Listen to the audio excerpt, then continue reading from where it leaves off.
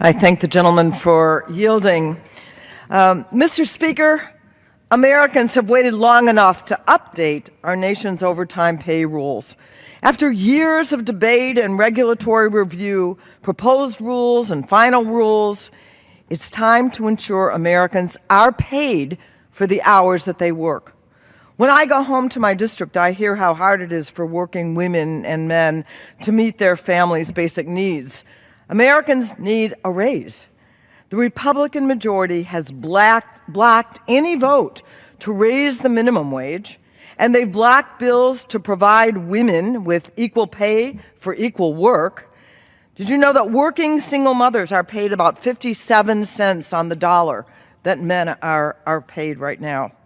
And now, today's bill will take $600 million in earned overtime pay from 4.2 million working men and women. Half a century ago, 60% of salaried employees qualified for overtime pay, and today only 7% do. This is because we did not update overtime rules until this administration stepped forward. We've heard the arguments for inaction and delay. Well, it's too hard for businesses, the false argument about nonprofits. This is happening too fast is another argument, and they don't hold up. It has been 12 years since the overtime rule was changed, nearly 3 years since President Obama asked for action, and more than a year since the proposed rule was issued. The Department of Labor reviewed more than 270,000 comments, and it changed its proposal as a result of those comments.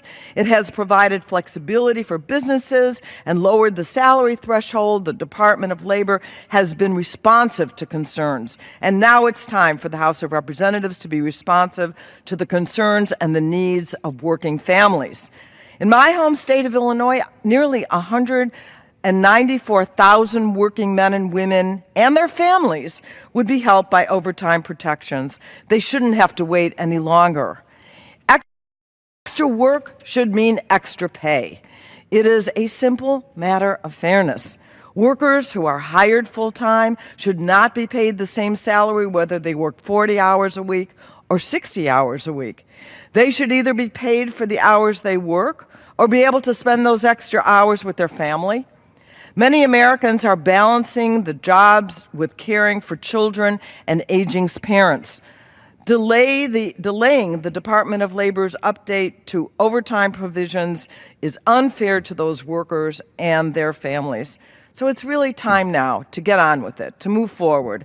I urge my colleagues to reject today's rule, vote against this bill, and let these long overdue overtime rules, overtime pay for Americans take effect. I yield back.